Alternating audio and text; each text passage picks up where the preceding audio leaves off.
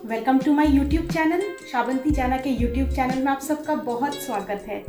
मेरे वीडियो को देखने के लिए, लाइक करने के लिए, सब्सक्राइब करने के लिए, कमेंट करने के लिए आप सबका बहुत शुक्रिया।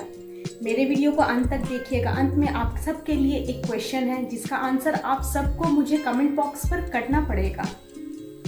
हम सबको पता है भगवान है, हमने भगवान को सच में नहीं देखा, बट आज हम सीखेंगे और जानेंगे कि भगवान कहाँ है और कैसे है हम सबके आसपास। एक आदमी था, बहुत बारिश हो रहा था और इतना बारिश हो रहा था कि उस एरिया में पूरा बाढ़ आ गया था।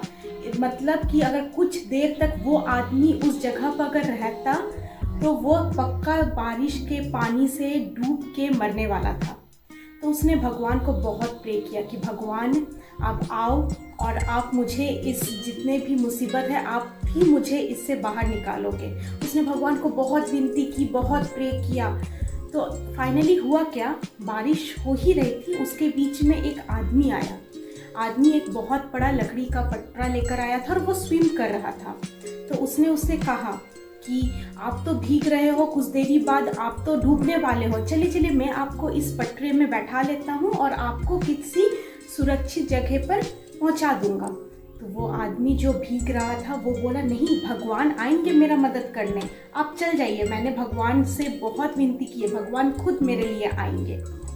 उसके बाद कुछ देरी बाद क्या हुआ कि एक और दूसरा आदमी एक बड़ा सा बोट लेकर आया और उसने उस आदमी को बोला कि आप इस बोट पर बैठ जाओ और मैं आपको यहाँ से सुरक्षित जगह पर ले जाऊँगा। तो फिर से उस आदमी ने मना कर दिया। उसने कहा कि नहीं, भगवान आएंगे मुझे बचाने के लिए, आप चल जाओ। उसके बाद क्या हुआ, एक हेलीकॉप्टर आया। हेलीकॉप्टर ने भी उसे मदद के लिए बोला कि तुम चढ़ जाओ, मैं तुम्हें अच्छे से अच्छे जगह पर पहुँचा दूंगा। फिर से उसने मना कर दिया, नहीं, भगवान आएंगे मेरे लिए। अब अंतिम में क्या हुआ, बारिश इतनी तेज हो गई थी और वो पानी का लेवल इतना ज़्यादा बढ़ गया था कि वो आदमी फाइनली क्या हुआ, डूब के मर गया। अब तो वो मर गया। अब वो मरने के बाद वो हेवन में पहुंचा, स्वर्ग में गया और उसने भगवान से शिकायत करने लगा कि भगवान, मैंने आपसे इतना प्रे किया कि आप आओगे, आप मुझे बचाओगे, आप आए ही नहीं और देखिए आज मैं मर गया। तो भगवान ने उससे कहा, अरे मैं तो तीन बार तुम्हारे लिए आया था। पहली बार तुमने मुझे ठुकरा दिया, फिर भी मैं दूसरी बार आया, तुमने दूसरी बार भी ठुकरा दिया। मैं तीसरी बार आया, तुमने तीसरी बार भी ठुकरा दिया।